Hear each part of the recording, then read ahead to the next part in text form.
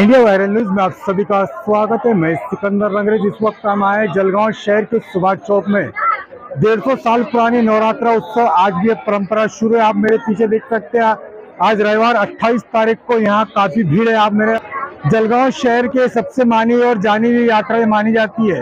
आप जो मेरे पीछे भीड़ देख सकते हैं, आज रविवार होने की वजह से काफी भीड़ है और दुकानों पर हर जगह जगह खरीदारों की भीड़ लगी हुई है। आप देखते रहिए इंडिया वायरल न्यूज।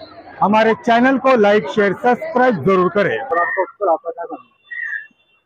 हे जळगाव शहराच्या मध्यवर्ती असं आई भवानीचं आणि आई महालक्ष्मीचं मंदिर आहे, देवस्थान आहे। 350 वर्ष जुनं हे देवस्थान आहे आणि मागच्या 150 वर्षापासून या ठिकाणी यात्रा भरते। मागच्या 100 वर्षापूर्वी या ठिकाणी आई भवानीच्या मंदिराचं लाकडाने देऊळ बांधलं गेलं होतं। त्याला यंदा 100 वर्ष होऊन शताब्दी वर्ष पूर्ण झालेलं आहे।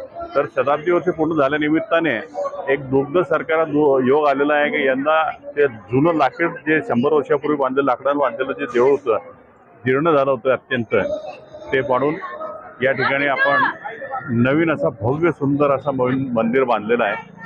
आणि या मंदिर बांधल्या गेल्याने या मंदिराची जी रचना झाली त्याच्यामुळे सगळे भक्त लोक खुश आहेत। या मंदिराच्या कामाकरिता माननीय आमदार गिरीश भाऊ महाजन यांनी 50 लाख रुपये पर्यटन विभागाकडून मंजूर केले होते।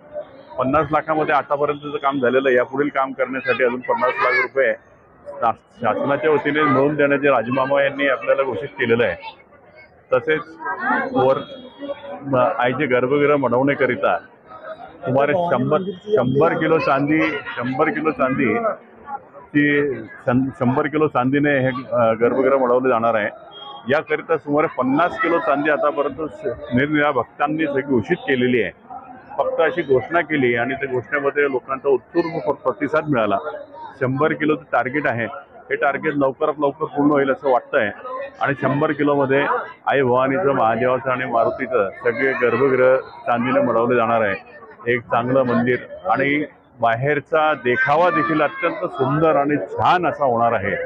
आणि ही जी 350 वर्षापूर्वीची परंपरा सुरू आहे, ती परंपरा आपण अबाधित आणि चांगल्या प्रकारे याला आपण चालवू शकू याचा आपण आनंद आहे सगळ्यांना। आपल्याला जळगावमध्ये यात्रा भरते ते वर्ष किती झालं? यात्रेला 150 वर्ष पूर्ण झालेली आहेत आणि 150 वर्षापासून ही यात्रा अविरत सुरू आहे।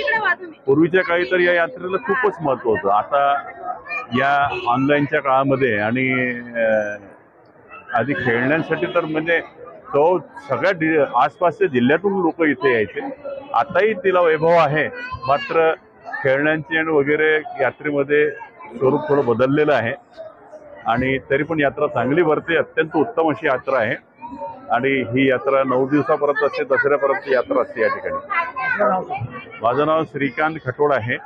मी या यात्रेचा, या महालक्ष्मी मंदिर संस्थान यात्रेचा प्रमुख आहे आणि जीर्णोद्धार समितीचं देखील प्रमुख आहे।